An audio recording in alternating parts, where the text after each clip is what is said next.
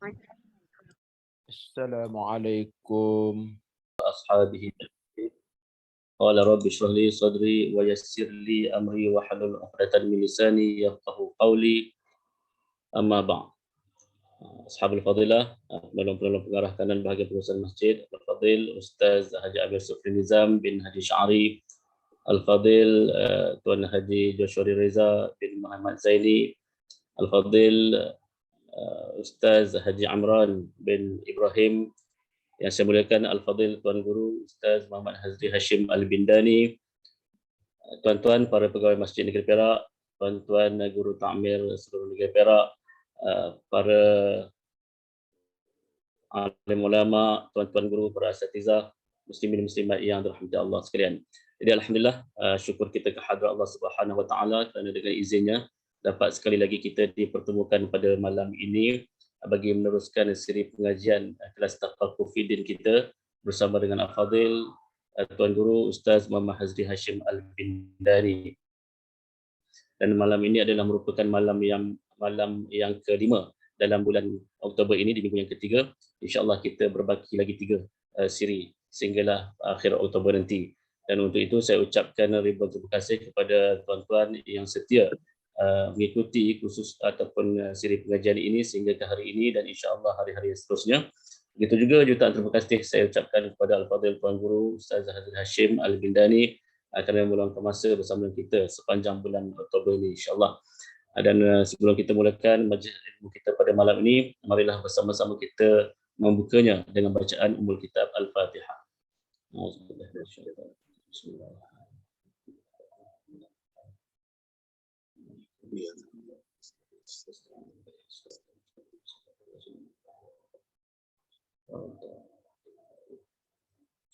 Amin amin ya rabbal alamin.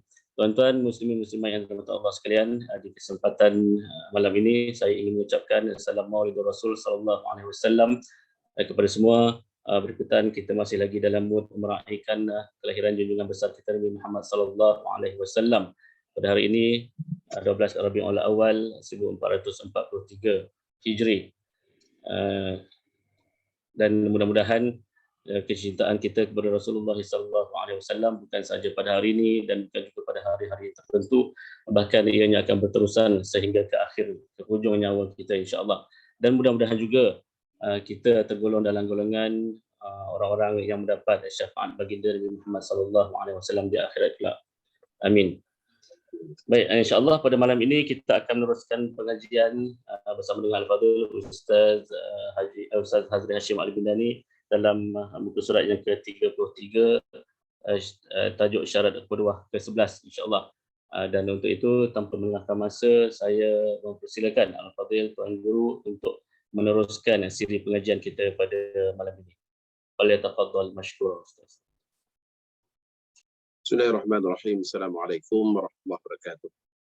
Alhamdulillah wassalatu wassalamu ala Rasulillah wa ala alihi wa sahbihi wa man wala. Qala rabbi shrah li sadri wa yassir li amri wahlul 'uqdatam min lisani yafqahu qawli. Rabbi yassir wa la tu'assir, rabbi tamim bi khair.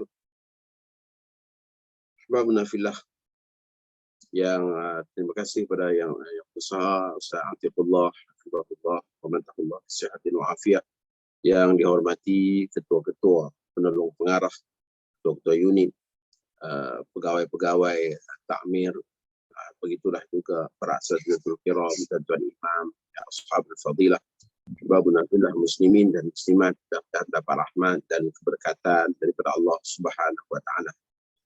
Alhamdulillah, segala puji dan syukur kepada Allah Subhanahu wa taala kerana dengan limpahan rahmat, taufik, hidayah dan juga inayah daripada Allah Subhanahu wa taala, pada malam ni sekali lagi kita dapat bertemu dan kita sambung pada syarat kedua yang ke-11, yang mana dalam perbahasan kita yang lalu berkenaan dengan solat berjamaah yang berlaku di tempat yang dinamakan masjid. Maka di mana sahaja kedudukan seorang makmum, asalkan dia tidak lebih ke depan daripada tuan imam, asalkan dia boleh sampai kepada imam dengan apa cara sekalipun, asalkan dia mengetahui pergerakan imam, maka pada ketika itu solatnya sah, solatnya sah. dengan erti kata di mana sahaja kedudukannya di dalam masjid tanpa kita katakan syarat penjarakan. Ya, berbeza dengan tempat selain daripada masjid. Kalaulah dengan Masya Allah masyarakat kita memahami ya, situasi dan juga keadaan ini, maka pada ketika itu sudah semestinya lah ya, contohnya mereka yang bawa anak-anak. Ya, anak-anak ni kalau dibiarkan di belakang ya, dia akan ya, main sebab tu budaya kanak-kanak dia. Tetapi kalau dia solat sebelah ayah dia, maka ya, lagak laku dia macam awliya illahi salihin.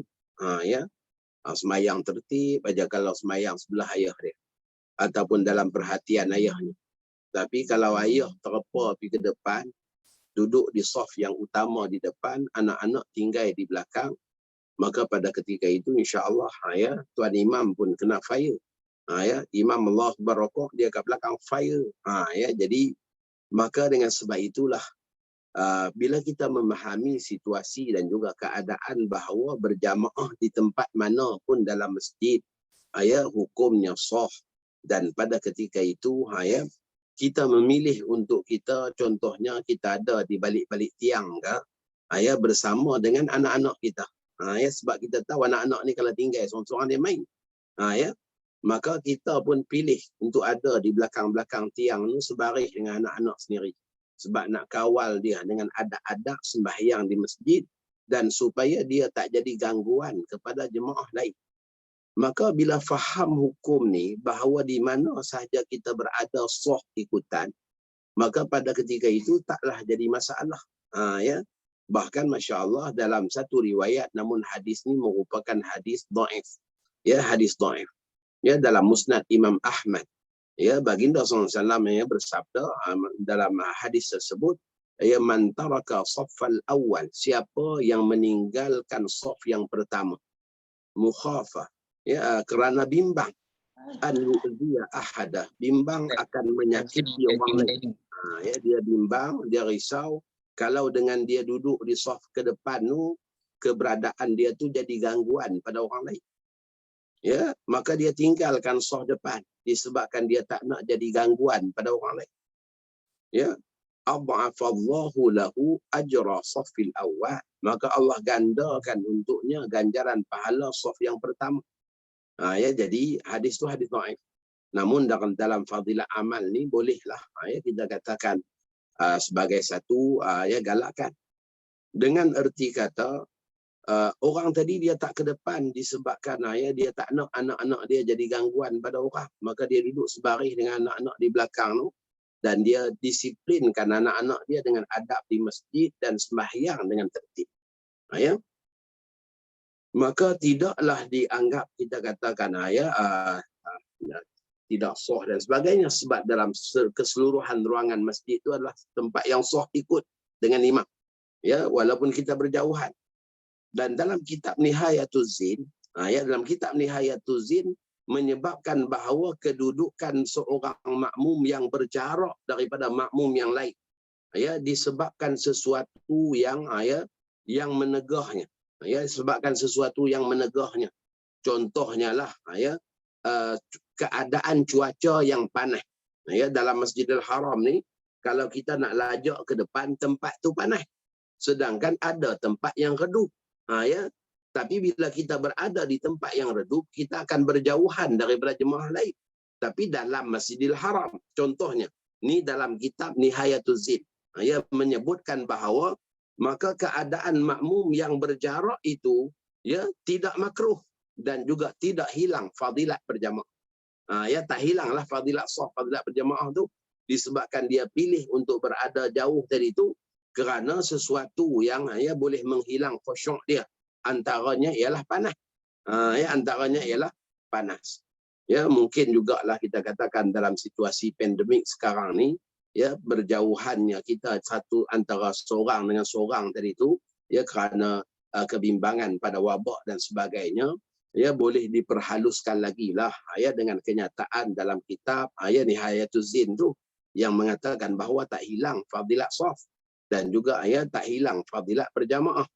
Jadi Bila kita faham macam tu, maksudnya orang yang ya, dia nak jaga anak-anak tadi tu, dia solat di balik tiang belakang. Ya contohnya. Maka pada ketika itu, ya dia tak ke depan kerana bimbang ganggu orang lain. Ya dengan bising anak-anak main. Dia tak ke depan juga, tidaklah kita katakan makruh kerana apa? Ada maslahat. Macam mana ya yang dikatakan tadi, orang yang tak ke depan kerana panas terik matahari sampai dia pilih tempat yang redup kerana maslahat.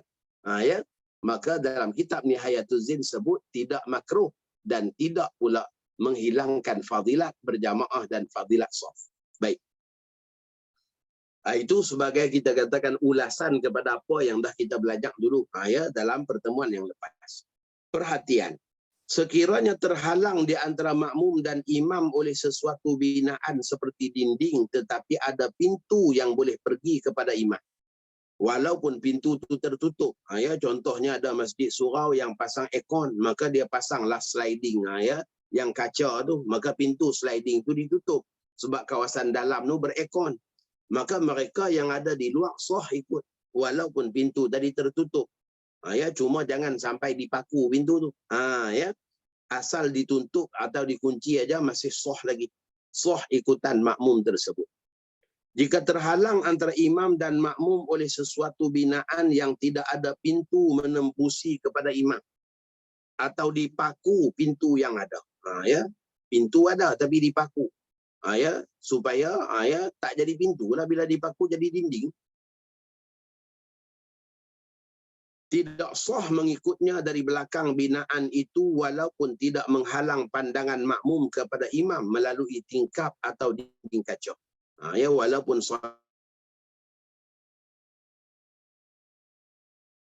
untuk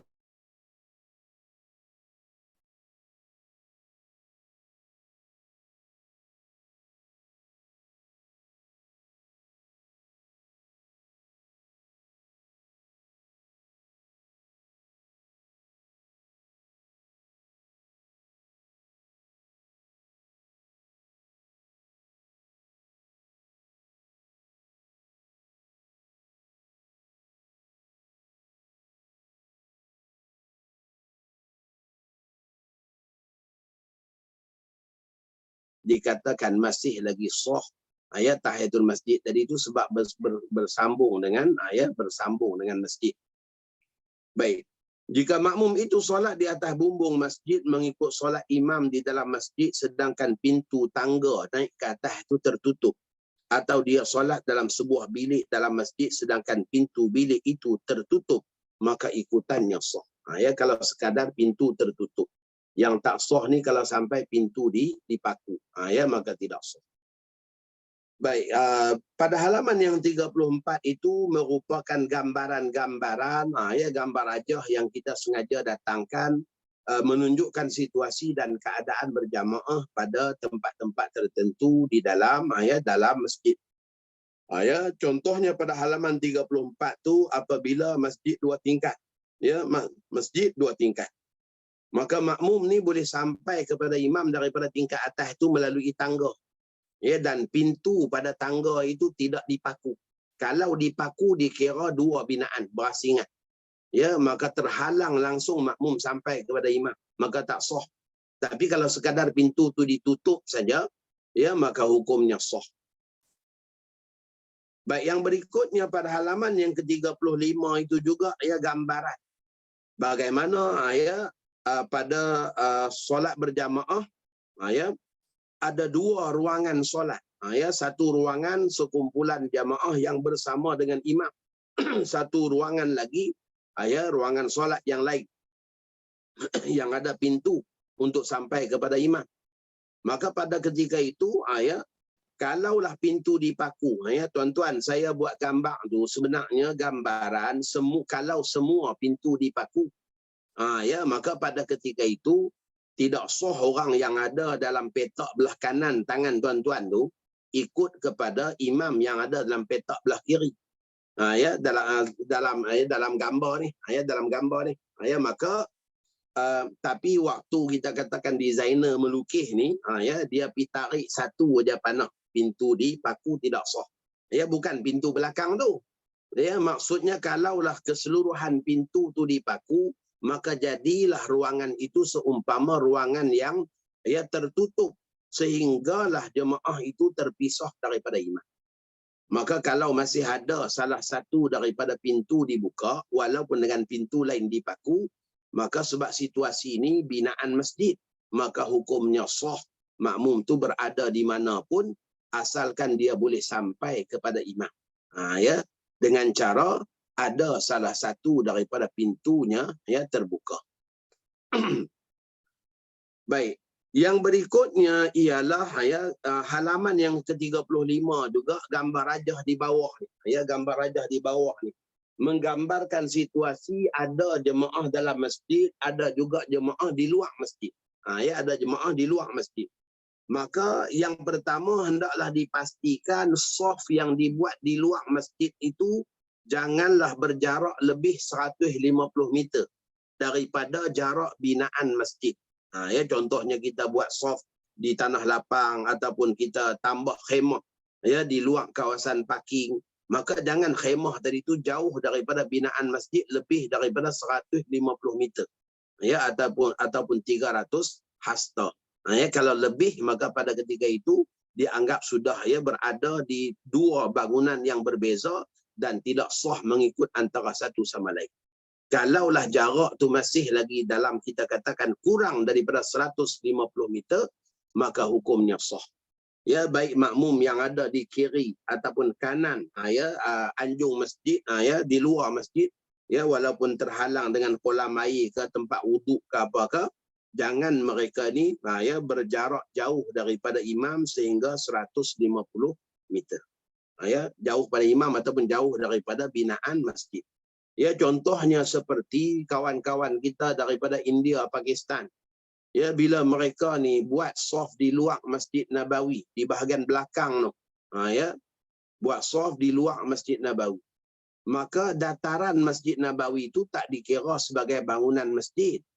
Dataran tu tak dikira sebagai bangunan masjid. Maka pada ketika itu kalau dia buat saf dengan bangunan masjid tu, di pintu King Fahad contohnya, kalau pintu belakang tu kita daripada Hotel Hilton ke apa belakang tu, maka pada ketika itu kalau jarak saf yang pertama di luar masjid, di bawah payung-payung tu, jauh daripada binaan masjid lebih daripada 150 meter, maka pada ketika itu tidak sah berjamaah di kawasan tersebut, kerana dianggap dah terpisah dengan imam. Tetapi kalaulah saf yang dibuat tu dengan bangunan masjid tidaklah sampai 150 meter, maka hukumnya sah. Orang kita kadang-kadang duduk dekat dengan masjid, tapi sebab lambat turun, akhirnya ikut berjamaah di belakang macam tu. Sebab tengok orang dah semayang, maka kena diperhatikan saf depan dalam di kawasan tanah lapang tadi itu, dataran masjid tu, apakah jauhnya daripada kita katakan bangunan masjid lebih daripada 150 meter. Maka kalau macam tu hukumnya tidak sah mengikut mazhab Syafi'i. Adapun mazhab Hanafi, Hambali dan juga Maliki sah.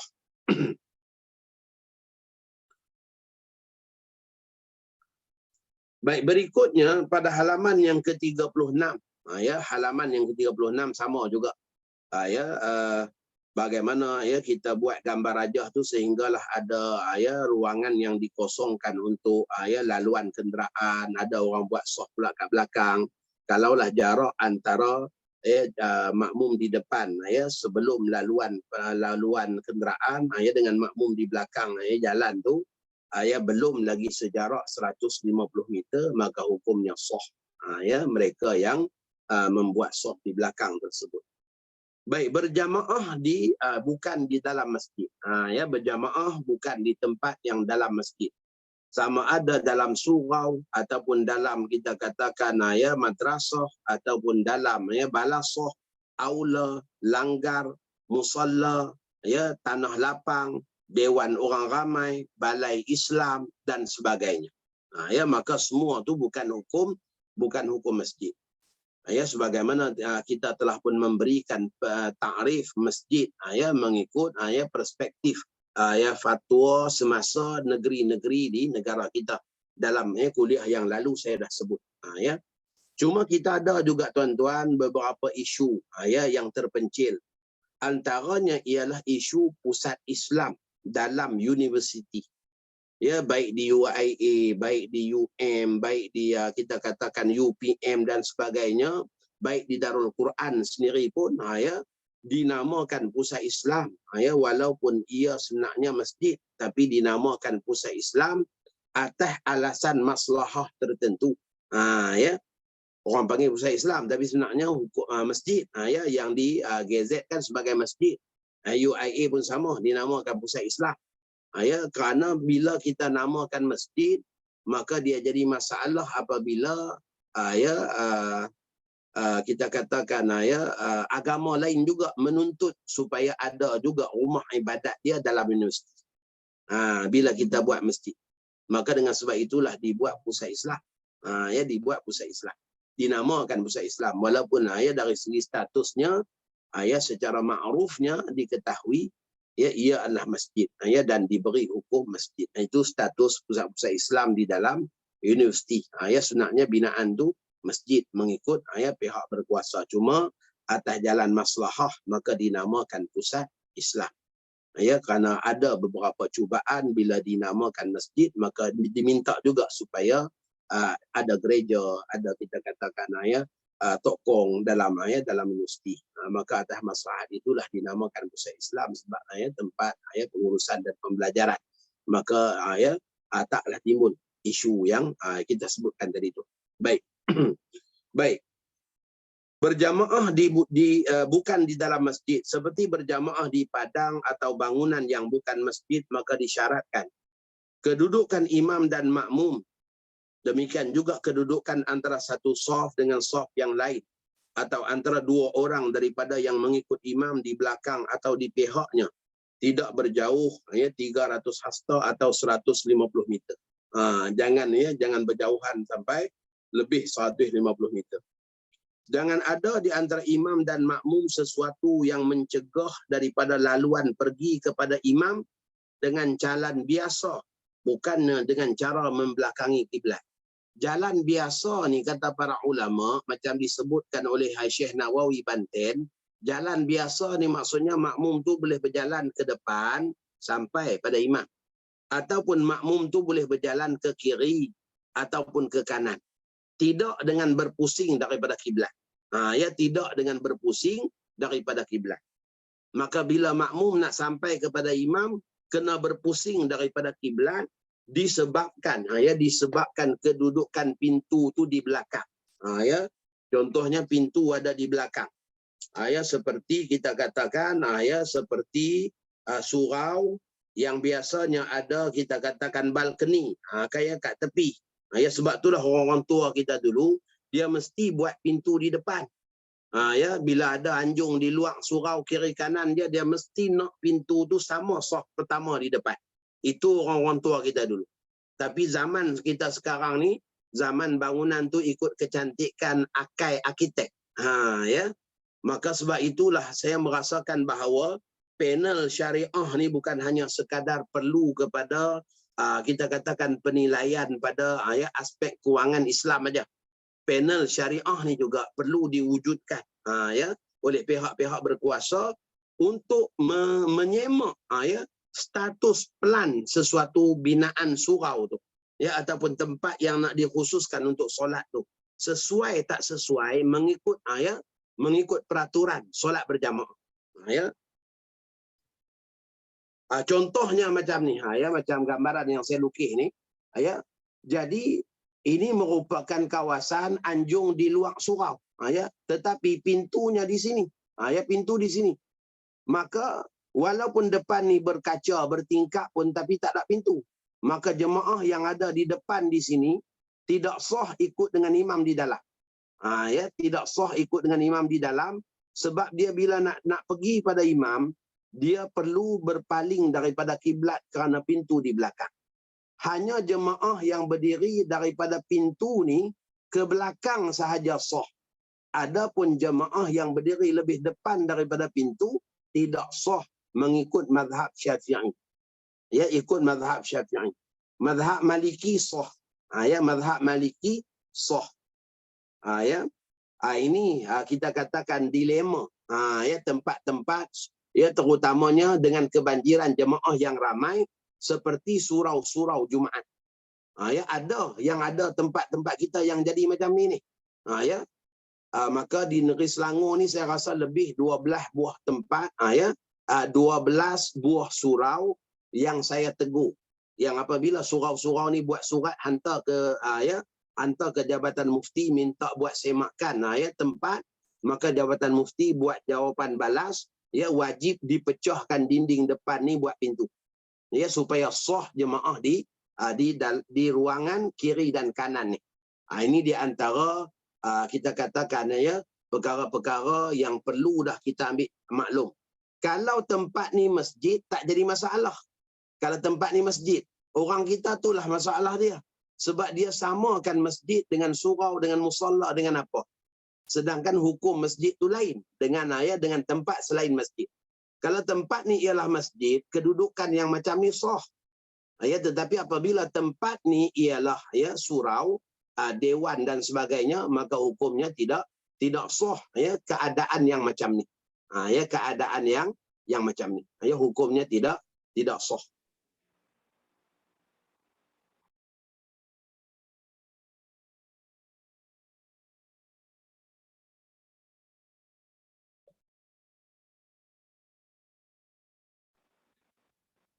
Maka jangan ada di antara imam dan makmum sesuatu yang mencegah daripada laluan pergi kepada imam dengan jalan biasa, bukan dengan cara berpaling daripada kiblat.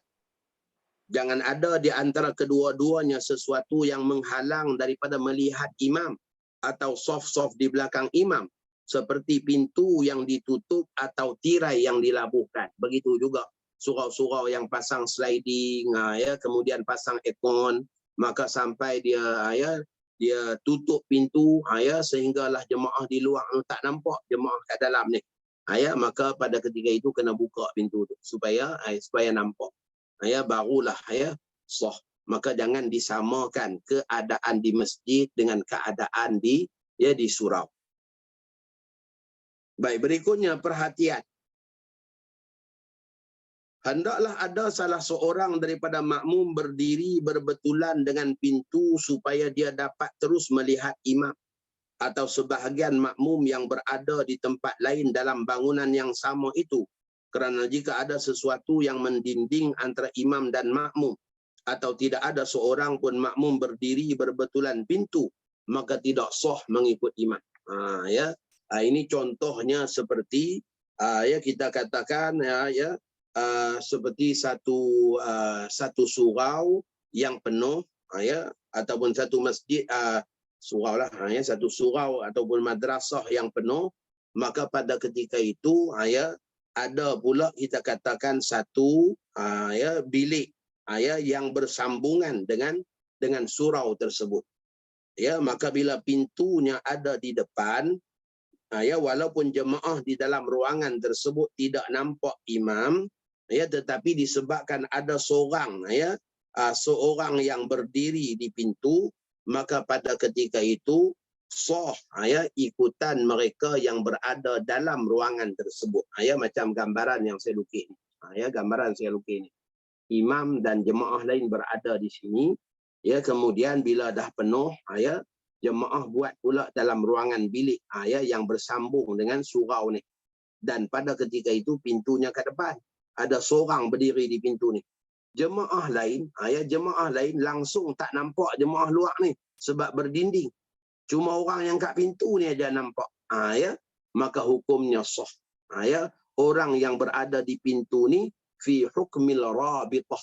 Dia mengambil hukum rabitah, iaitu penghubung antara makmum makmum di dalam ruangan ni dengan imam dan jemaah yang berada di ruangan yang satu lagi.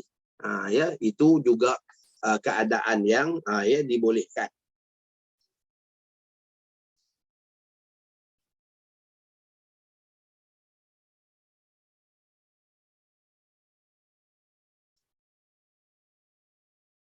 Baik, halaman yang ke-38 tu, halaman yang ke-38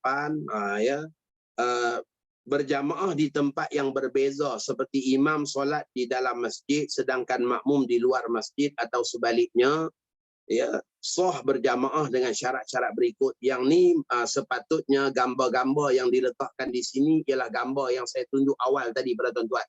Ya, gambar kolah air semua tu. Tetapi kesilapan dalam susun atau percetakan lah menyebabkan jadi macam ni.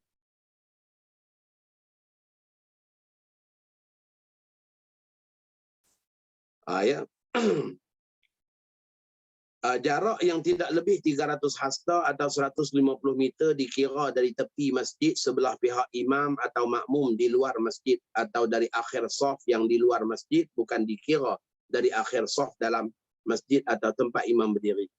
Jangan ada di antara imam dan makmum sesuatu yang mencegah daripada laluan pergi kepada imam dengan jalan biasa, ya, bukan dengan cara membelakangkan kiblat. Ini bagi jemaah yang ada di luar masjid.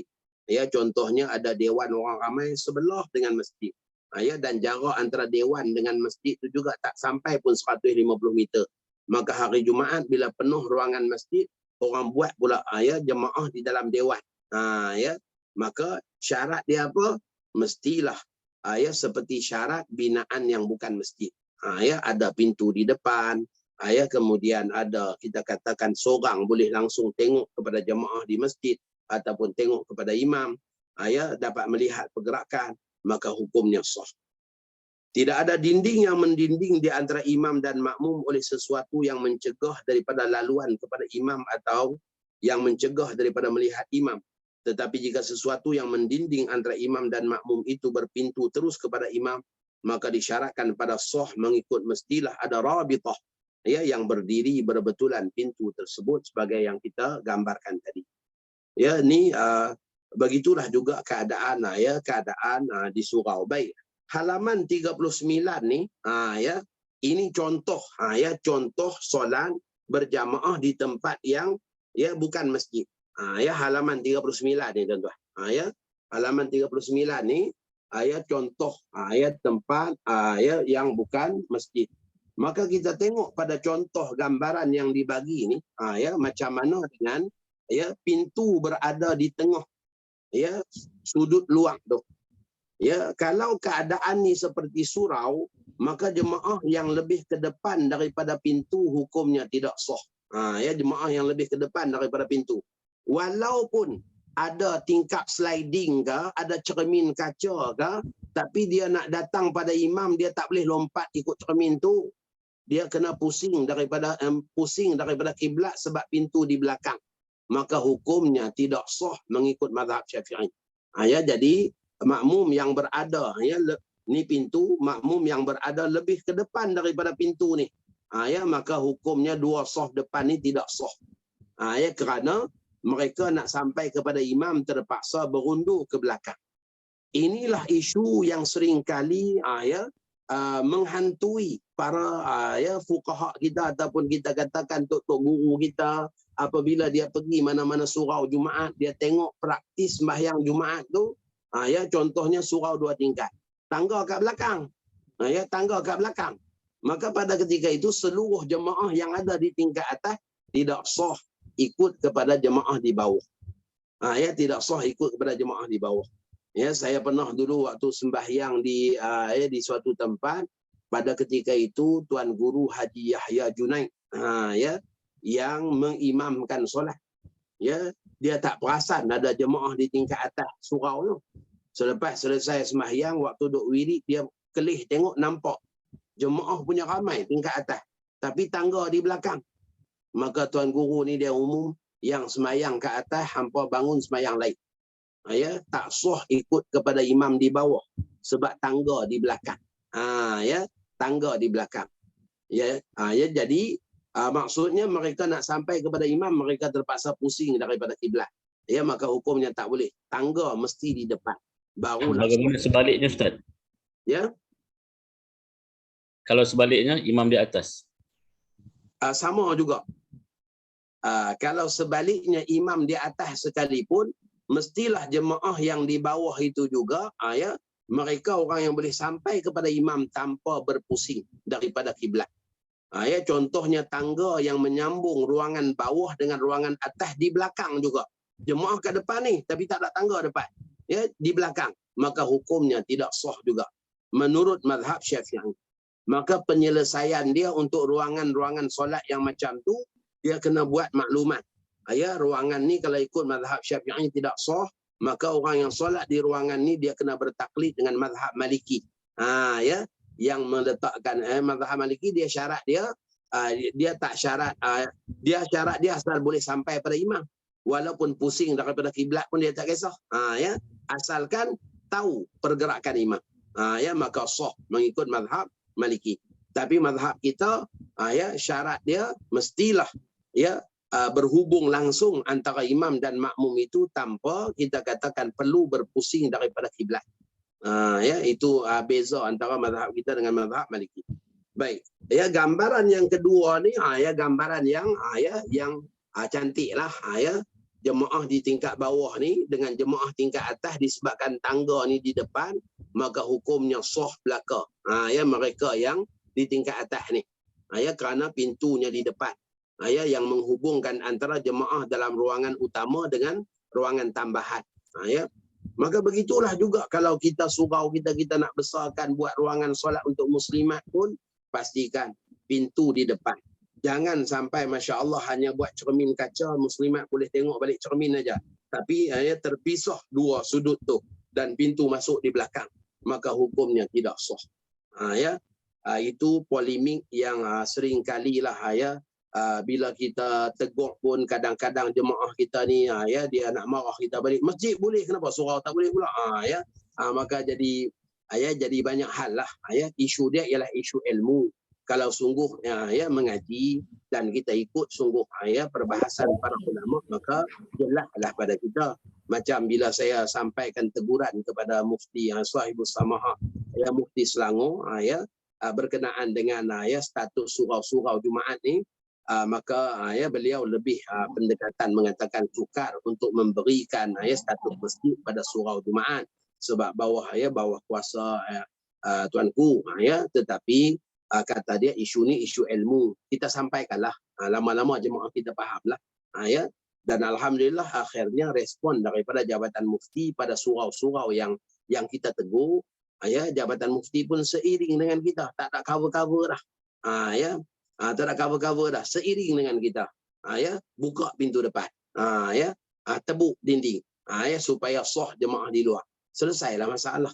Ya, bila kita buat macam tu. Lama kelamaan insya-Allah jemaah kita fahamlah. Ya. Soalan Ustaz, ada soalan sikit. Baik. Kalau kata solat di padang, jadi yang menghalang jemaah yang belakang tu pergi kepada jemaah yang depan tu adalah sungai. Bagaimana? Solat di maksudnya ada sungai. Ya. Ada sungai. Ya. Sama seperti jalan saja. Ya. Sama seperti jalan saja. Macam mana jalan raya ada seberang ya, satu tempat dengan satu tempat, maka pada ketika itu sama aja boleh sampai juga asalkan jaraknya tidak sampai 150 meter. Tapi kalau dia nak pergi kepada imam, dia kena membelakangkan kiblat sebab tak ada jalan. Kalau jalan raya dia terus boleh pergi terus kepada imam kalau tak ada kenderaan. Tapi kalau sungai ni dia kena membelakangkanlah, sama ada dia ataupun dia kena berenang ke macam mana? Nak pergi kepada imam tu perlu, maknanya boleh berenang ke macam mana?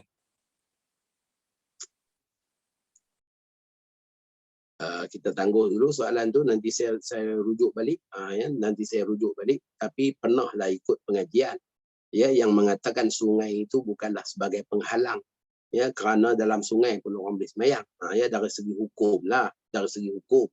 Ya, dari segi hukum. Ya, bukan nak suruh hidup buat. Ya, dari segi hukum. Ya, maka itulah sungai itu tak dikira sebagai batas yang memisahkan. Tak apa, yang tu saya tangguh dulu, saya nak rujuk balik. Ya, saya nak rujuk balik ya, keadaan tu macam mana.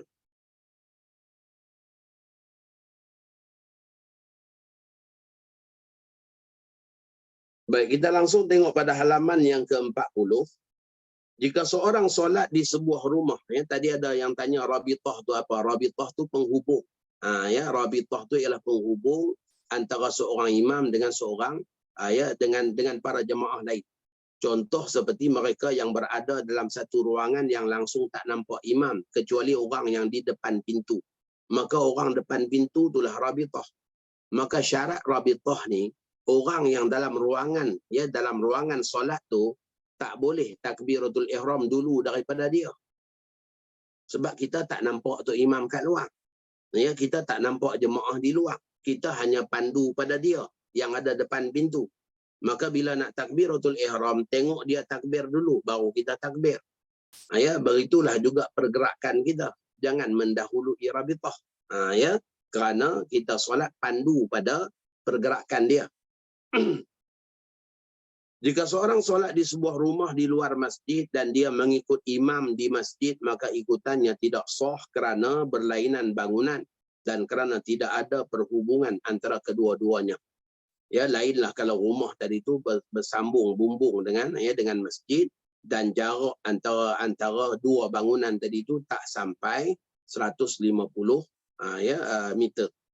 Tidak sah ikutan makmum yang hanya ikut solat kepada imam dengan hanya mendengar suaranya daripada radio atau melihat pergerakannya melalui telefon, sedangkan makmum dan imam itu berada di tempat yang berasingnya. Isu ni juga ada hubung kaitnya dengan jemaah-jemaah kita yang kadang-kadang sembahyang di surau-surau hotel di Masjidil Haram.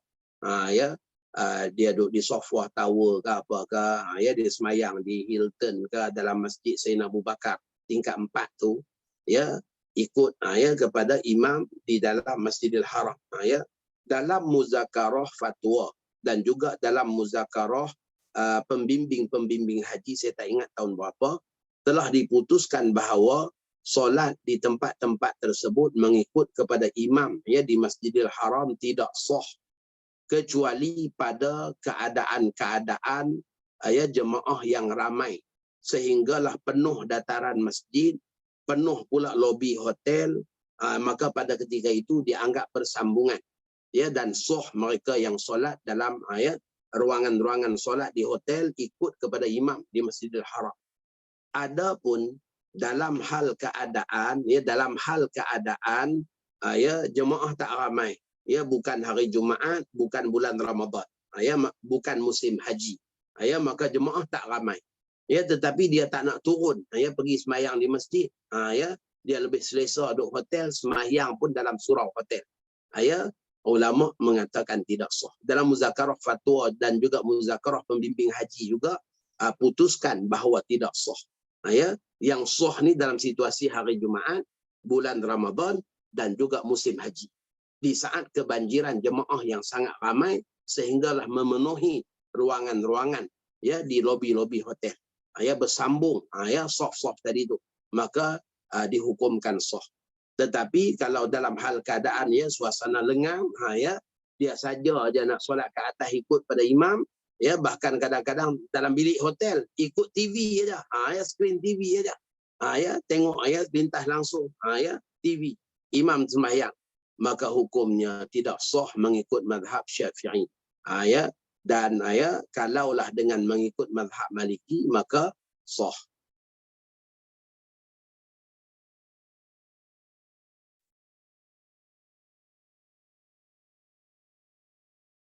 Ada yang nak tanya ke yang angkat tangan ni? Silakan. Boleh bagi laluan Cik Syarul Nizam kalau nak tanya. Ustaz Azri bagi laluan. Cik Syarul Nizam boleh unmute dan terus bertanya. Kalau tak ada, kita tunggu di akhir nanti. Okey. Terus tanya. Assalamualaikum. Salam. Saya nak tanya, macam surau 2 tingkat, lepas tu tangga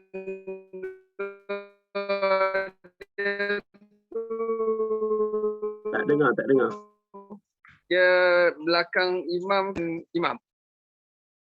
Maaf, saya tak dengar. Assalamualaikum. Ya, baik. Dengar. Okey. Assalamualaikum.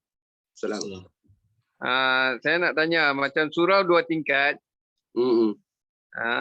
dia punya tangga tu depan imam ke belakang imam? Mestilah di belakang imam lah maksudnya. Kalau tangga Oh. dia lebih ke depan daripada imam pun tak boleh juga.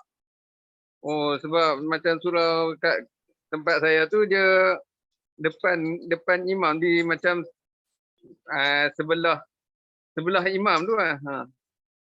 Itulah maksudnya mestilah ya tangga tu paling kurang pun dia menyamai ya kedudukan saf yang pertama di bawah. Ya. Jadi kalau tangga tu lebih ke depan daripada tuan imam pun maksudnya makmum nak pergi pada imam dia kena melangkah depan daripada imam pula. Tak boleh juga. Oh, tak boleh jugalah macam tu. Oh. Jadi macam mana tu? Kena buat tangga tu di belakang juga. Kena kebelakangkan sedikit ya, ataupun kalaulah sukar dalam kita nak menguruskan hal yang macam tu, macam yang saya sebutkan tadilah, perlulah dibuat makluman orang yang solat di tingkat atas tu dia kena bertaklid dengan mazhab Maliki yang tak mensyaratkan ya usul kepada imam ya dengan cara biasa ataupun luar biasa. Ya asalkan boleh usul pada imam aja. Ya maka sahlah. Kalau bertaklid pada mazhab Maliki, tapi kalau ikut mazhab Syafi'i tidak sah. Oh, orang yang di bawah tu lah kena taklid ke mazhab Maliki lah. Orang yang ada orang yang maksudnya itulah mereka yang berada di ruangan yang tak boleh sampai kepada imam kecuali melangkah lebih ke depan pada imam. Ya. Mereka itulah yang kena bertaklid. Orang yang ikut dengan imam sama-sama dengan imam tak perlu taklid. Orang lain, orang yang ada di tingkat Oh ya, okey. Terima kasih. Terima kasih Ustaz. Baik. Kita masuk pada bab yang berikutnya iaitu bab mufaraqah ya. Syarat kedua dah habis, 11 syarat kedua kita dah selesai. Jadi kita masuk pula pada tajuk baru iaitu berkenaan dengan mufaraqah ataupun berpisah daripada imam. Ya. Dari segi bahasa mufaraqah ialah berpisah atau meninggalkan. Manakala dari segi istilah pula pengertian mufaraqah itu adalah serupa seperti pengertiannya dari segi bahasa iaitu niat berpisahlah daripada imam. Dalam solat berjamaah mufaraqah berlaku apabila makmum niat berpisah daripada mengikut imam. Ada setengah orang kita dia salah faham, dia ingat mufaraqah tu berhenti semayang pi takbir lain kat belakang.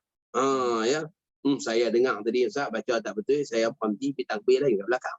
Ya. Itu bukan mufaraqah, itu membatalkan semayang. Ya. Mufaraqah ni maksudnya kita hanya membatalkan niat berjamaah tetapi kita terus kekal dalam solat. Ya, tidaklah sampai kita berunduk ke belakang. Ya, ataupun kita keluar daripada solat. Dengan niat bermufaraqah maka terputuslah hubungan solat makmum dengan imam. Bila kita dah bincang berkenaan dengan hukum hakam berkenaan dengan syarat kedua yang mana kita ni mengikatkan diri kita dengan imam sehingga tak boleh dulu pada imam, tak boleh kemudian pada imam sampai 2 rukun. Hukumnya haram membatalkan solat. Maka bagaimana solusi kepada keadaan tersebut apabila kita hadapi situasi-situasi tertentu yang memerlukan kepada kita membatalkan niat ikut imam. Dengan niat mufaraqah maka terputuslah hubungan solat makmum dengan imam. Dan apa juga hukum yang berlaku ke atas imam tidak akan menjejaskan hukum solat makmum seperti hukum mengikut imam atau hukum imam terlupa atau tersilap. Said Abdul Rahman Ba'lawi rahimahullahu ta'ala dalam kitabnya Bughyah Al-Mustarsyidin menyebutkan bahawa sesungguhnya perihal berpisah daripada mengikut imam dalam solat berjamaah adalah tertakluk kepada hukum hakam yang 5. Maksudnya ada keadaan yang wajib kita mufaraqah. Wajib iaitu berpisah daripada mengikut imam. Umpamanya apabila melihat imam melakukan perkara yang membatalkan solat. Pada pandangan makmum. Contohnya seperti kita mengikut kepada seorang yang bermadhab Hanafi yang beranggapan bahawa tamakninah hanya sunat. Dia anggap tamakninah tu sunat, okey lagi, kita boleh ikut lagi kalau dia masih buat tamakninah. Tetapi apabila zahir pada kita dia memang tak tamakninah. Ya, dia memang tak tamakninah. Maka pada ketika itu jelas i'tiqad kita solat yang macam tu batal. Maka wajib kita mufaraqah. Ya, wajib kita mufaraqah. Dan sunat ya berpisah daripada mengikut imam apabila melihat imam tertinggal ya sunat-sunat solat. Ya begitulah juga yang ni boleh kita mufaraqah dengan imam tu kerana imam meninggalkan perkara-perkara yang sunat di dalam solat. Dan harus yang ni berpisah daripada mengikut imam umpamanya apabila mendapati imam memanjangkan solat. Ya imam ya memanjangkan solat berlebih-lebihan. Ya, maka pada ketika itu kita tak boleh nak tunggu. Kita boleh mufaraqah. Dan mufaraqah itu hukumnya harus. Makruh. Ya, berpisah daripada imam ya, tanpa keuzuran. Ya, niat berpisah pada imam tu tak ada apa-apa keuzuran pun. Saja aja.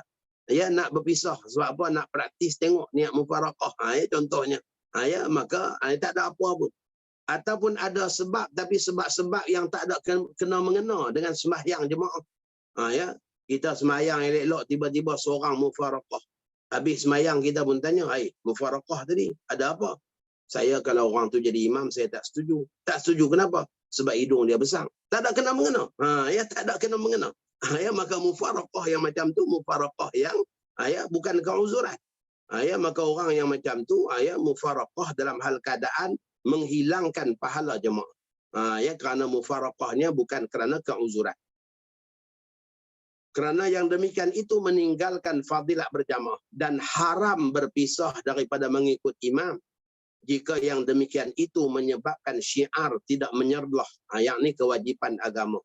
Ya, contohnya dua orang yang sembahyang dalam hal keadaan mereka itu menunaikan fardu kifayah penduduk setempat. Ya, tak ada dah ni orang lain. Semua pakat keluar pergi kerja, yang ada muslimat-muslimat anak-anak kat rumah aja. Yang hadir ke surau ataupun ke masjid ni dua orang aja. Imam dengan Bilal. Maka tiba-tiba mufaraqah pula. Maka mufaraqah tu menghilangkan syiar lah. Ya syiar, tuntutan berjamaah tu. Ya yang dikatakan fardu kifayah tadi. Maka pada ketika itu haram mufaraqah. Ya. Begitulah juga haram mufaraqah dalam solat Jumaat. Kalaulah mufaraqah itu pada rakaat yang pertama. Kerana bermufaraqah di rakaat yang pertama itu membatalkan solat Jumaat. Ya disebabkan Jumaat syarat sahnya mestilah sempat mendapat satu rakaat bersama imam. Ya maka sebab itu tak boleh mufaraqah solat Jumaat dalam rakaat pertama. Hukumnya haram juga. Baik, keuzuran yang membolehkan makmum niat mufaraqah. Ya para ulama mengatakan ya bermufaraqah tanpa uzur ya menghilangkan fadilat dan pahala berjamaah. Orang yang mufaraqah tadi tu dia tak dapat fadilat dan pahala berjamaah saat dia bermufaraqah dalam hal keadaan tanpa uzur. Ya, tetapi kalau mufaraqah dalam hal keadaan keuzuran yang dibenarkan, maka pada ketika itu tak hilang pahala berjamaah dan juga fadilat berjamaah. Dia masih dapat fadilat berjamaah. Maka ya dengan sebab itulah perlu kita tahu apakah keuzuran-keuzuran yang mengharuskan seseorang itu bermufaraqah. Yang pertama ialah apabila makmum orang yang nak cepat. Ya. Kita nak ringkaskan ni. Ya 3 sebab utama mufaraqah yang diharuskan. Ya yang pertama kerana makmum nak cepat. Maka makmum yang nak cepat ni, ya nak cepat ni macam-macam sebab lah. Kadang-kadang kita nak cepat disebabkan kita bimbang ketinggalan kenderaan ataupun kumpulan. Maka kita nak cepat. Ya, driver bas bagi masa 20 minit aja. Tuan-tuan turun pergi surau semayang, ya 20 minit kita jalan. Ya 20 minit kita jalan. Maka pada ketika itu, ya waktu tengah semayang pula tuan imam pula baca Sabbihisma rabbikal a'la. Masya-Allah. Semayang ya orang musafir baca surah panjang. Maka kawan ni tak boleh nak tunggu dah tu, takut bah tinggal dia. Maka dia boleh mufaraqah. Ya. Ataupun solat kita katakan di surau ya, di surau KLIA. Ya, di surau KLIA. Ya, maka pada ketika mana tengah-tengah duk solat, tiba-tiba dengar panggilan ting tong, panggilan terakhir untuk penumpang-penumpang pesawat EQ113. Ya, Encik Ahmad bin Abu segera ke gate 8 contohnya. Dia tahu panggilan itu ialah panggilan ya terakhir penerbangan dia. Ya, nama pun sebut tu nama dia dah duk panggil. Ya. Tu imam sembahyang maghrib duk baca Sabbihisma rabbikal a'la pula. Maka dia kena buat keputusan sama ada ya dia tinggalkan tuan imam ataupun kapal terbang tinggalkan dia. Ya. Maka niat mufaraqah, segera selesaikan solat langsung bergerak. Boleh hukumnya mufaraqah yang sedemikian. Baik, ya Ustaz Azrul ada nak tanya. Teruskan soalan Ustaz Azrul Zahiri.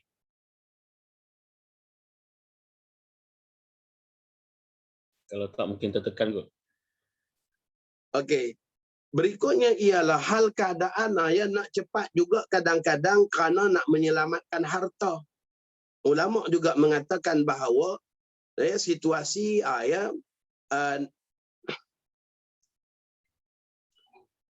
situasi menyelamatkan harta ni, ya situasi menyelamatkan harta ni contohnya macam seseorang dia ambil wudu, dia buka jam dia, dia letak handphone, dia buka songkok tutup ya handphone dia, ambil wudu, baca doa ya wudu langsung masuk masjid. Tak ingat dah songkok dia ni. Elok takbiratul ihram dengan imam aja baru teringat.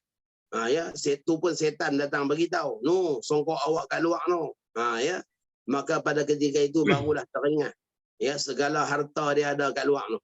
Ya, maka pada ketika itu dia boleh mufaraqah, segerakan solat untuk selamatkan harta.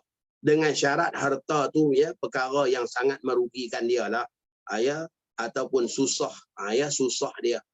Ya, ataupun susah dia. Maka boleh dia niat mufaraqah. Niat mufaraqah ni sekadar terlintas di hati aja. Aku tak ikut imam dah. Ya, ataupun ya saya jalan dululah, ya tak nak ikut dah. Ya, ataupun aku batalkan ya niat makmum. Maka itu semua tu adalah niat mufaraqah lah. Apa-apa juga yang dipahami bahawa kita dah tak nak ikut imam, tu dikira niat mufaraqah lah. Ya. Maka untuk selamatkan harta boleh dengan syarat harta tadi bernilai. Ini berkemain lagi mufaraqah, kita tengok dia pun segera pergi keluar no. Ya, kemudian patah balik waktu kita duk wirid, kita tanya, "Ai mufaraqah tadi?" "Ya Ustaz, saya selamatkan harta." "Selamatkan apa?" "Saya tertinggal kayu sugi." La ilaha illallah. Kalau takat tinggal kayu sugi tak payah mufaraqah lah. Ya. Ni kalau sampai tinggal benda-benda yang boleh menyebabkan kita kerugian yang besar sehingga ya susah nak kena buat report polis, susah segalanya. Itu patut mufaraqah. Ya, baik. Begitu juga nak cepat ni kadang-kadang disebabkan ya kita bimbang kalau dengan kita lambat sembahyang kita batal. Sebab situasi kita tu ya sembahyang dalam hal keadaan menahan hadas, ya menahan air kecil air besar. Ya datang dengar penceramah ya Ustaz Azhar Idrus ke apa ke, datang awal duduk noh depan noh. Ya sebab duduk depan boleh selfie dengan ustaz. Ya salam dengan ustaz pun boleh juga. Ya ceramah sampai pukul 9. Selesai ceramah aja qamat sembahyang Isyak. Waktu sembahyang Isyak tu duk rasa dah sakit perut, tapi pesan perut sabar sah. Ya nak salam dengan ustaz sah ya, nanti kita selesai qada hajat. Ya tiba-tiba tengah duk sembahyang masuk rakaat kedua aja datang serangan ya yang berikutnya. Dia punya sakit, ya imam duk baca Fatihah kat depan, dia kat belakang menggigil. Ya duk tahan noh berpeluh-peluh. Orang sebelah kata bagus sungguh kawan ni, ya terkesan dengan ceramah ustaz ni. Ya dengar imam baca Fatihah aja dia menggigil. Masya-Allah. Hanya kawan ni duk tahan, kalau terlepas aja habis. Ya habis satu masjid. Ya jadi orang yang macam tu juga kerana bimbang sembahyang dia boleh batal kalau dia lambat, maka dia juga ya boleh mufaraqah. Ya dia juga boleh mufaraqah. Baik, yang berikutnya ya mufaraqah kerana nak cepat itu juga ya kadang-kadang ya adalah disebabkan sakit. Ya disebabkan sakit. Ya, orang ni dia sakit mata yang amat sangat, tuan imam rokok lama sikit, sujud lama sikit, dia rasa macam biji mata tergolek ke bawah dah. Ya, maka dia nak ikut juga, dia menderita sakit. Maka boleh dia niat mufaraqah. Ya, dan selesaikan solat dia. Ya, itu juga merupakan situasi dan keharusan ya bermufaraqah kerana nak cepat. Yang kedua, mufaraqah kerana nak fadilat. Ya, contohnya seperti imam meninggalkan perkara-perkara sunat utama dalam sembahyang. Ya, makmum nak buat perkara sunat tu. Tapi kalau dia pergi buat, sembahyang dia batal sebab dia masih berada, ya, dia terikat dengan peraturan solat dengan imam. Contohnya seperti tuan imam tak baca tahiyat awal, makmum nak baca tahiyat awal. Maka pada ketika itu makmum boleh mufaraqah. Ya, kerana nak baca tahiyat awal yang ditinggalkan oleh tuan imam tu. Ya, ini dalam situasi kita katakan boleh mufaraqah. Tapi kalaulah ditanya mana yang afdal, ikut dengan imam yang tinggal tahiyat awal nanti buat sujud sahwi, ataupun ya duduk baca tahiyat awal dengan niat mufaraqah, maka pada ketika itu afdal mengikut imam. Ya, dari segi hukum afdal. Tapi kalau nak tahu bahawa dari segi hukum boleh mufaraqah, situasi itu boleh mufaraqah kerana imam meninggalkan suatu yang sunat yang dituntut, maka boleh mufaraqah. Baik, berikutnya mufaraqah, sebab mufaraqah yang diharuskan yang ketiga ialah mufaraqah dalam hal keadaan berbeza pendapat.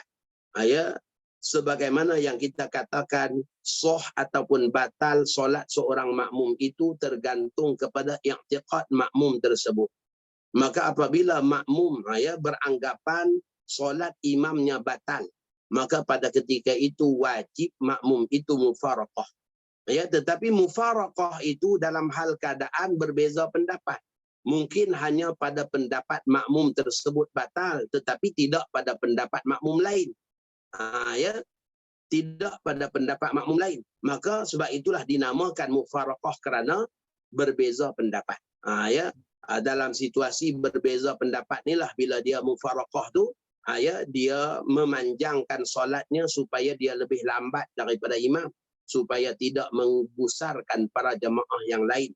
Sebab dia bukan nak cepat, dia juga bukan nak fadilat, tetapi dia kerana berbeza pendapat dengan imam. Wallahu alam. Itulah sebab-sebab mufaraqah. Ya, baik.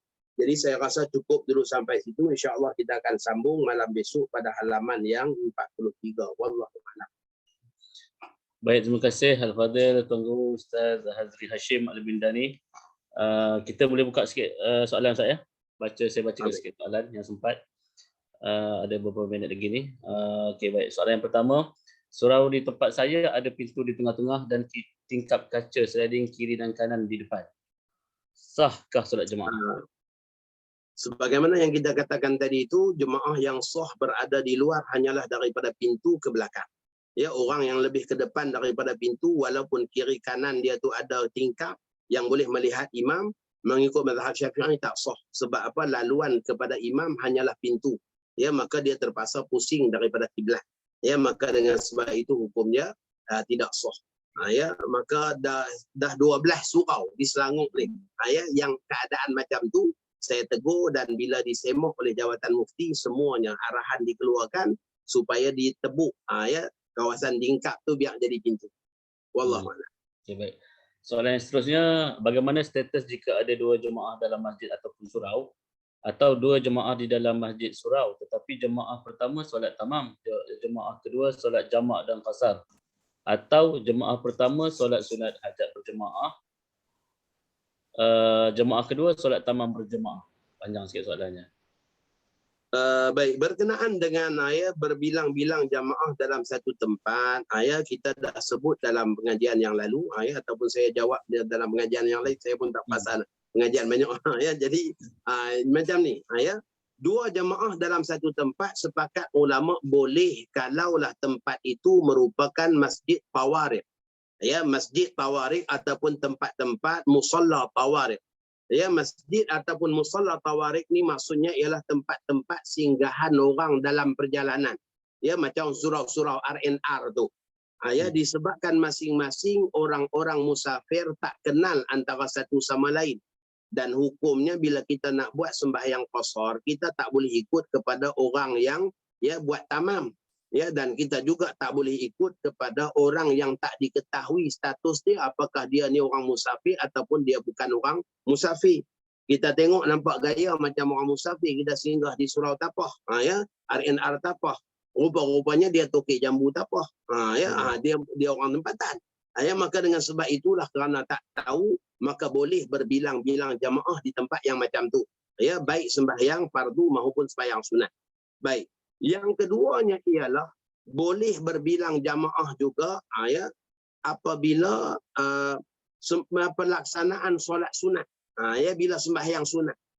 Maka sebagaimana zaman Sayyidina Umar Al-Khattab, orang-orang tua dan muslimat, kanak-kanak ikut solat di belakang Sayyidina Tamim Ad-Dari dalam Masjid Nabawi. Satu sudut diimamkan oleh Tamim Ad-Dari, mengimamkan kumpulan orang-orang tua, muslimat dan kanak-kanak. Ni boleh tengok dalam kitab Tanwirul Hawalik, syarah kepada Muwatta' Imam Malik. Manakala kaum muslimin, orang-orang sihat, orang muda ni semuanya berimamkan kepada Sayyidina Ubay bin Ka'ab. Ubay bin Ka'ab mengimamkan kaum muslimin. Maka di sini nampak berlakunya praktis sembahyang tarawih dua imam dalam satu tempat. Maka hukumnya boleh. Asalkan ia bukanlah kita katakan kerana perpecahan, pergaduhan, perbezaan yang menyebabkan berpecahnya kerukunan kaum muslimin. Kalau tuan-tuan pergi Masjid Seri Petaling, Masjid Seri Petaling ada 3 jemaah. Yang pertama ialah jemaah 1 juzuk semalam. Itu merupakan jemaah awal dalam ruangan solat utama. Sebelah ruangan solat utama jemaah pelajar madrasah. Maka 1 malam 3 juzuk. 20 rakaat 3 juzuk. Ke depan tu pula ada ruangan sedikit, ruangan berekon, depan pada mimbar tu, itu ruangan para alim ulama. Yang solat dalam tu 1 malam 10 juzuk. 20 rakaat juga 10 juzuk. Saya selalu juga pergi tuan-tuan, sebab kita pergi 3 malam aja dah khatam Quran. Selalu juga pergi. Mula selepas Isyak, tamat pukul 3, pukul 4 pagi. 10 juzuk. Itu juga berlakulah. Jadi boleh dalam situasi kita katakan solat sunat tadi. Begitulah juga kalaulah kita katakan kita ni orang musafir, kita singgah di mana-mana masjid, jemaah tempatan sedang sembahyang, tetapi kita dengan kumpulan kita ni nak buat sembahyang qasar, maka boleh dengan kita melakukan secara berasingan. Wallahu a'lam. Baik, seterusnya Angkat tangan tu. Angkat tangan ni saya kata kita baca dulu yang ruangan Zoom chat boleh Ustaz? Boleh, silakan. Nanti kita minta yang angkat tangan kemudian. Terangkat fardu kifayah berjamaah di satu tempat itu syaratnya 2 orang ataupun 3 orang termasuk imam Ustaz. Baik, kita ambil takrifan sembahyang berjamaah. Sembahyang berjamaah ialah solat yang dilaksanakan oleh seorang imam dan juga seorang makmum. Dah dianggap berjamaah, maka hukum berjamaah tu ialah fardu kifayah. Maka dengan sebab itu bila terlaksana ada jemaah di tempat yang menzahirkan syiar, maka pada ketika itu sudah dianggap terangkat fardu kifayah tadi. Dan dalam kitab Bughyatul Tullab ada menyebutkan kalaulah ada orang buat jemaah tapi bukanlah di tempat yang syiar. Contohnya jemaah kita ni kadang-kadang waktu zuhur dia tak nak pergi masjid, tak nak pergi surau sebab dia takut kalau dia pergi dia nak kena azan. Maka duk tunggu aja, kalau ada orang azan dia pergi, kalau tak ada orang azan dia buat jemaah di rumah. Tak apalah, kita tunai fardu kifayah di rumah lah, dia kata. Dalam kitab Bughyatul Tullab mengatakan bahawa tidak terangkat tuntutan fardu kifayah dengan melakukan solat berjamaah di tempat-tempat yang tidak dikhususkan untuk berjamaah yang terzahir syiar dengan azan iqamah. Maka kita buat di rumah tu belum zahir syiar dan belum terangkat fardu kifayah. Wallahu a'lam. Okey, baik. Soalan seterusnya, ada satu situasi seorang datang solat berjemaah pada rakaat kedua. Pada akhir jemaah tiba-tiba imam kelupaan dan bangun pada rakaat yang kelima. Bagaimana tindakan makmum yang masbuk tadi? Baik, orang yang lambat, kita tak guna istilah masbuk sebenarnya, sebab masbuk ni dia hukum yang melibatkan tak sempat baca Fatihah, ya. Kita kira orang yang lambat masuk berjamaah, dia lambat masuk berjamaah itu masbuk pada bahasa, masbuk pada bahasa ialah orang yang lambat masuk berjamaah. Masbuk pada istilah fiqh ialah orang yang tak sempat menghabiskan bacaan Fatihah imamnya rokok. Itu masbuk pada syarak, pada fiqh. Baik. Seorang yang lambat tadi, contohnya dia masuk solat maghrib rakaat yang kedua. Takbiratul ihram ikut dengan imam duduk baca tahiyat awal, dia pun duduk sekali. Kemudian Masya Allah rakaat yang berikutnya pun imam duduk tahiyat akhir, dia pun duduk sekali. Ya, tahiyat awal bagi diri dia. Dia ada baki lagi satu rakaat. Tiba-tiba tu imam hak baca tahiyat ni tiba-tiba bangun pula Allahu Akbar. Ya, ke rakaat yang berikutnya. Maka kalaulah makmum yang lambat tadi sedar bahawa imamnya itu merupakan seorang yang bangun dalam hal keadaan tersalah. Sebab dia tahu dah tadi dah baca tahiyat awal, kemudian patutnya tahiyat akhir bagi tuan imam. Tiba-tiba tuan imam bangun buat lagi satu rakaat. Maka makmum yang sedemikian dia tidak boleh bangun. Dia tak boleh bangun kecuali dia niat mufaraqah. Kalaulah dia bangun mengikut kepada imam yang salah, maka bangun itu membatalkan sembahyang dia. Bangun tu membatalkan solatnya kerana dia mengikut orang pada keadaan yang tak patut diikut. Dia mengikut imam pada keadaan yang tak patut diikut. Tuan-tuan boleh tengok dah ulasan Syekh Muhammad Az-Zuhaili dalam bab quduah ni. Kita dah bincang dulu, saya tak pasan syarat quduah yang keberapa, tapi ada yang ni. Syekh Muhammad Zuhaili ada menyebutkan bila ataupun mungkin kita akan datang nanti dalam tajuk kelupaan imam nanti. Dalam tajuk kelupaan imam, dalam hal keadaan imam bangun dalam keadaan lupa dan makmum di belakang tahu imam bangun dalam keadaan lupa, maka dia tak boleh ikut. Wallahu a'lam. Okey, baik. Kita bagi laluan kepada yang angkat tangan ni, Encik Muhammad Fitri. Boleh unmute ya, Encik Muhammad Fitri? Assalamualaikum Ustaz. Salam. Berkenaan dengan situasi satu surau, dia buat solat berjemaah. Kemudian dalam ruang solat tu dah penuh. Jadi dia sediakan satu kemah di luar untuk muslimat. Jadi dalam surau tu semua muslimin, di luar kemah untuk muslimat. Jadinya pertama bagaimana dengan keadaan solat jemaah muslimat. Yang keduanya, apabila dia jemaah muslimat solat, adakah dia kena ikut rabitah ataupun penghubung? Sebab di luar tu antara kemah dengan surau tu ada satu pintu masuk. Kemah tu duduk berhadapan dengan pintu masuk surau tu lah.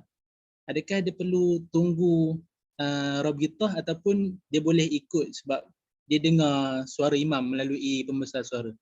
Itu saja soalan. Allahuakbar. Baik, berkenaan dengan soalan tu mungkinlah saya dapat gambaran macam ni. Jemaah muslimin di dalam ruangan solat utama, pintu ada di belakang ni. Kemudian masya-Allah disebabkan contohnya lah time-time raya, time-time bulan Ramadan, bila dah penuh dalam ni, maka disediakan satu khemah kepada kumpulan muslimat. Maka syarat yang pertama ialah janganlah jarak antara mereka yang berada di tepi khemah ni dengan jarak tepi surau ni lebih 150 meter. Kalaulah jaraknya tu tidak sampai 150 meter, maka hukumnya sah. Mereka yang berada dalam khemah ni mengikut kepada jemaah di dalam. Dan dalam hal keadaan khemahnya terbuka, depan terbuka, kiri terbuka, tepi pun terbuka, maka pada ketika itu tidak perlu rabitah.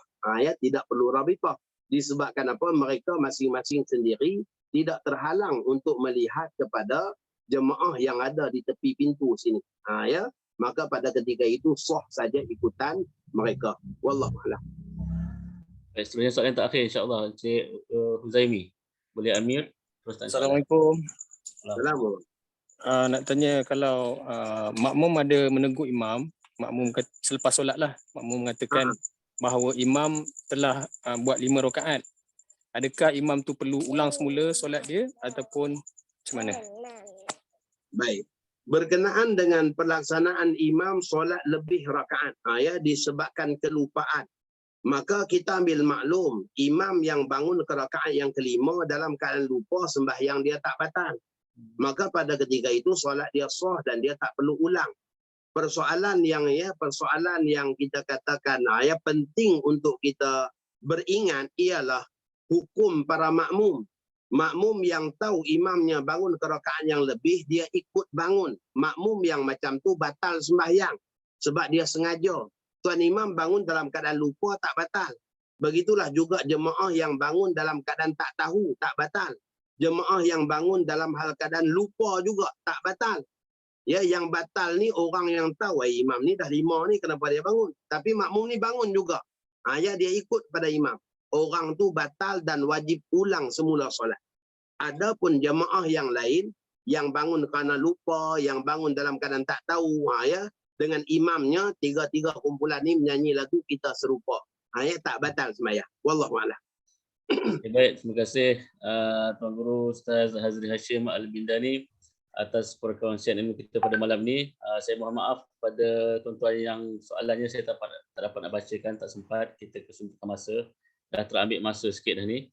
Jadi insyaAllah esok kalau berkesempatan saya akan cuba bacakan lagi soalan-soalan ini Ustaz ya. Sebab sebenarnya untuk makluman Ustaz, di Facebook kita ada gangguan siaran langsung tadi, dia terputus di pertengahan pengajian. Jadi ada yang mengajukan soalan dalam WhatsApp saya pun ada banyak kat ni sebenarnya. Dia tak sempat saya bacakan. InsyaAllah saya akan cuba copy soalan tu. Kalau sempat esok kita akan cuba bacakan bersama dengan Ustaz ya. Boleh. Baik, untuk itu saya kira sekadar itu sahaja. InsyaAllah kita akan berjumpa pada malam esok dengan penyambungan pengajian kita pada muka surat yang ke-45 kalau tak silap saya tadi. 45 dengan tajuk bab muwafiq dan masbuk. 45. 44 maaf. InsyaAllah. Jadi untuk itu sekali lagi saya ucapkan terima kasih Tuan Guru dan kepada semua. Kita tangguhkan majlis ilmu kita pada malam ini dengan tasbih kafarah dan suratul Asr. Subhanakallahumma wa bihamdika asyhadu an la ilaha illa anta astaghfiruka wa atubu ilaik.